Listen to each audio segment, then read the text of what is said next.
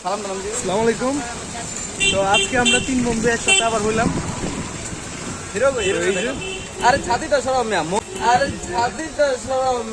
আমার ভুল হচ্ছে, ক্ষমা করে দেন। মুভি তো দেখা যায় না। অ্যাকচুয়ালি আজকে বেরোয়ার কোনো প্ল্যান ছিল না, তবে ওয়েদার এত সুন্দর একটা ওয়েদারে আমরা চা খেতে বের হয়েছি। আমি, আমার ফ্রেন্ড।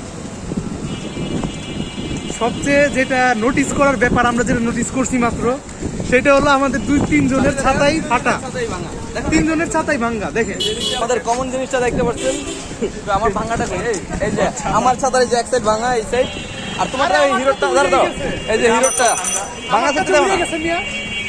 আর এই আমারটা গেছিল উইরে। আমাদের এসআরকে ছাতা রাস্তার মধ্যে ব্লগ শুরু করে দিয়েছে। আসসালামু আলাইকুম সবাইকে, কেমন আছেন আপনারা? আশা করি আলহামদুলিল্লাহ ভালো আছেন। তো আজকে বৃষ্টির দিনে আমরা একটু ঘুরতে বের হয়েছিলাম, ঘুরতে ঘুরতে চলে আসছি স্টার কাবাবে। এখানে আমরা করেছি একটু নাস্তার ভিডিওটা দিইনি, সাথে আছে আমাদের বন্ধু এসআরকে। আর here is hero Sultan Alvi, এখানে আছে ইফতির ভাই নিজাম হিয়ার।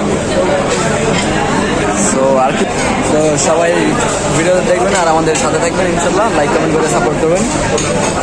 আমাদের বন্ধুর পেজের নাম কি জানো? সাহস এমটেক প্রোফাইল। সবাই ফলো দিয়ে সাপোর্ট করবেন। হ্যাঁ, ফলো প্লাস লাইক কমেন্ট করবেন, সাহস এমটেক প্রোফাইল। আর আমার চ্যানেল তো সবার জানাই আছে, ইফতির ভাই নিজাম।